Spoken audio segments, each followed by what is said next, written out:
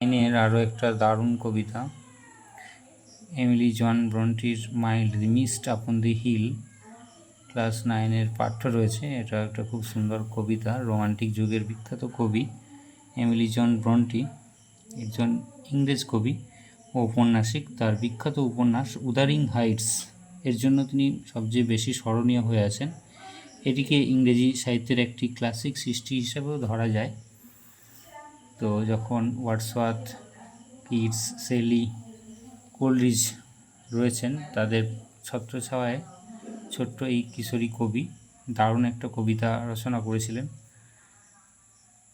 এই সুন্দর কবিতাটা ক্লাস 9-এর পাঠ্যাংশে অন্তর্ভুক্ত রয়েছে। পড়ব আমরা কবিতাটা। In this poem, the blue mist that surrounds the distant mountains reminds the poet of the happy days of the youth and childhood that she has left behind. এই কবিতায় দূরের একটা দিগন্ত বিস্তৃত পর্বতরাশির উপরে নীল যে কুয়াশা জমেছে সেটা খুব সিম্বলিক, এবং এটা তাকে মনে করিয়ে দিচ্ছে তার পাস্ট হ্যাপি ডেজগুলো, ইউথে এবং চাইল্ডহুড, শৈশবে যে তিনি বাবার ছত্রছায়ায়, বাবার শেল্টারে যখন ছিলেন তখন তিনি কি আনন্দে ছিলেন সেই দিনগুলো তিনি এখানে স্মরণ করছেন একটা ল্যান্ডস্কেপের মধ্যে দিয়ে। As she describes the landscape she shifts from the present moment to the past. যখন তিনি এটা বর্ণনা করছেন, তিনি বর্তমান থেকে অতীতে চলে যাচ্ছেন এবং আবার দেখব অতীত থেকে আবার বর্তমানে ফিরে আসছেন। মাইল্ড দি মিস্ট আপন দি হিল, মৃদু নরম কুয়াশা রয়েছে পাহাড়ের উপরে। Telling not of storms tomorrow, বলে দিচ্ছে এই কুয়াশা যে আগামী দিন আর ঝড় উঠবে না। পাহাড়ি মানুষজন জানেন পাহাড়ি ফোরকাস্ট, ওরা বলতে পারেন যে কখন ঝড় উঠবে না উঠবে, পাহাড়ে যারা থাকে তারা ঠিক বুঝতে পারেন। No the day has wept its fill, না দিনটা বেশ যথেষ্টই কেঁদেছে। Meaning in the day it has been raining since morning, the day has poured its rain. In the day rain has poured with its fill, প্রচুর বৃষ্টি হয়েছে সেদিনে, তো আর বৃষ্টি হবে না। spends its stores of silent sorrow, দিনটা যেন প্রচুর দুঃখ নিয়ে জমানো দুঃখ সব বর্ষণ করে দিয়েছে। একজন কোনো ব্যক্তির সঙ্গে তুলনা করা হচ্ছে দিনটাকে, যে তার দুঃখ ভরা মেঘটা মনে মেঘ জমতে না দিয়ে প্রচুর বৃষ্টি হিসাবে ঝরিয়ে দিয়েছে।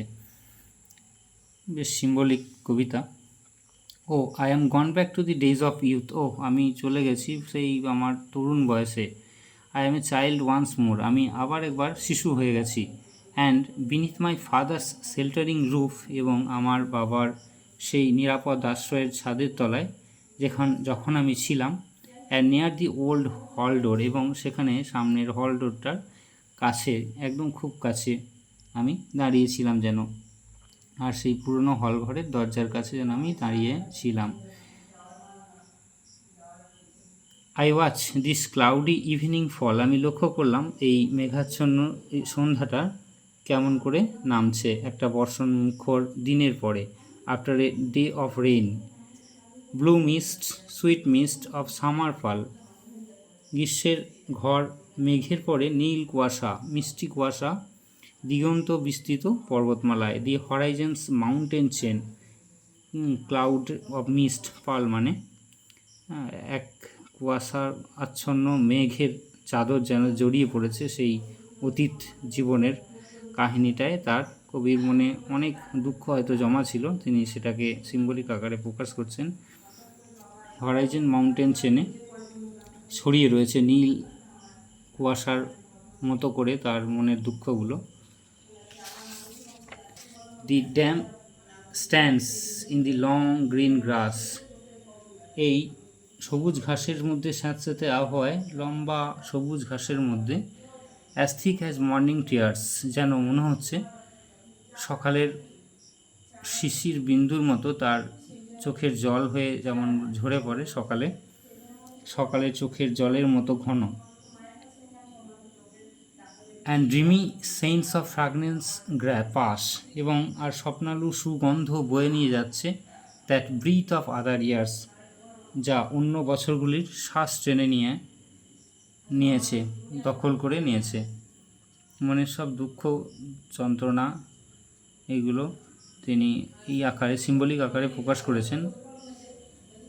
অতীত জীবনের কাহিনী তিনি বর্তমানে মনে করছেন এবং আবার ফিরে যাচ্ছেন বাবার ঘরে। তার অতীত জীবনের দুঃখগুলো তিনি এইভাবে প্রকাশ করেছেন।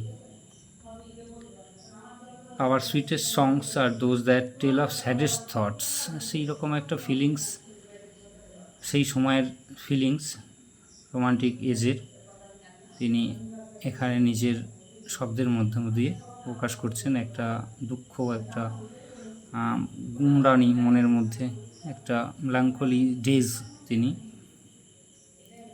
স্মরণ করছেন। খুব সুন্দর কবিতা। ফ্র্যাগ্রেন্স মানে সুগন্ধি,